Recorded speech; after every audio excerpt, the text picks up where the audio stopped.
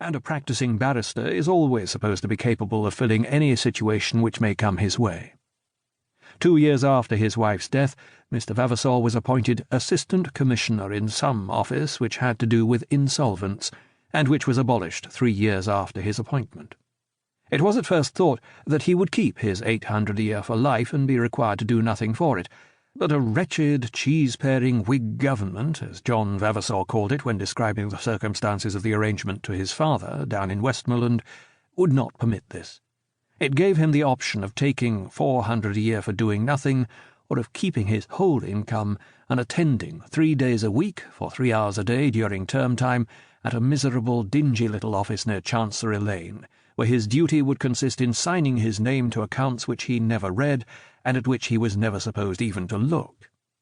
He had sulkily elected to keep the money, and this signing had been now for nearly 20 years the business of his life. Of course, he considered himself to be a very hardly used man. One Lord Chancellor after another he petitioned, begging that he might be relieved from the cruelty of his position and allowed to take his salary without doing anything in return for it. The amount of work which he did perform was certainly a minimum of labour. Term time, as terms were counted in Mr. Vavasor's office, hardly comprised half the year, and the hours of weekly attendance did not do more than make 1 day's work a week for a working man.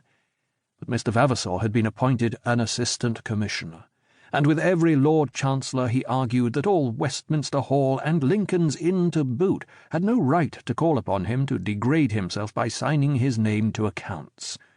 In answer to every memorial he was offered the alternative of freedom with half his income. And so the thing went on.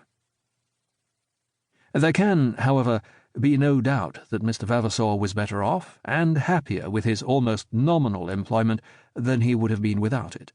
He always argued that it kept him in London, but he would undoubtedly have lived in London with or without his official occupation.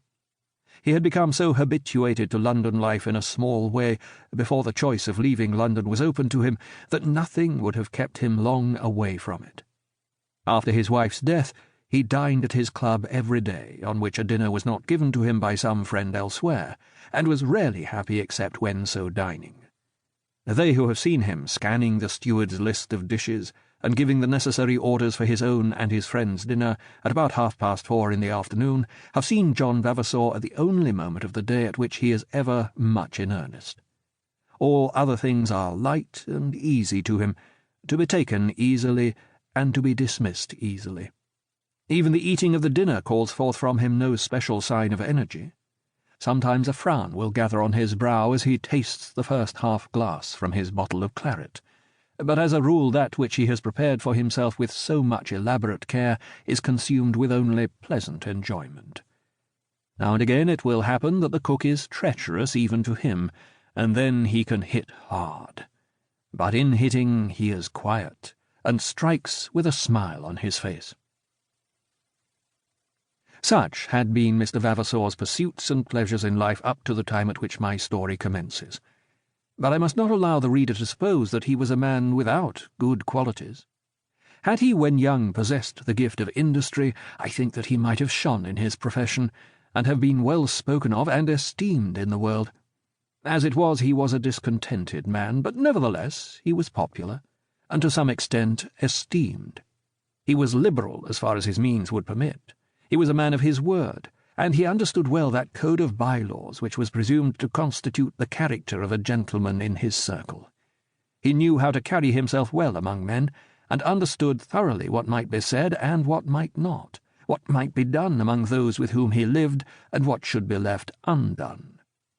By nature, too, he was kindly disposed, loving many persons a little if he loved few or none passionately. Moreover, at the age of 50, he was a handsome man, with a fine forehead round which the hair and beard was only beginning to show itself to be grey. He stood well with a large person, only now beginning to become corpulent. His eyes were bright and grey, and his mouth and chin were sharply cut and told of gentle birth. Most men who knew John Vavasor well declared it to be a pity that he should spend his time in signing accounts in Chancery Lane. I have said that Alice Vavasor's big relatives cared but little for her in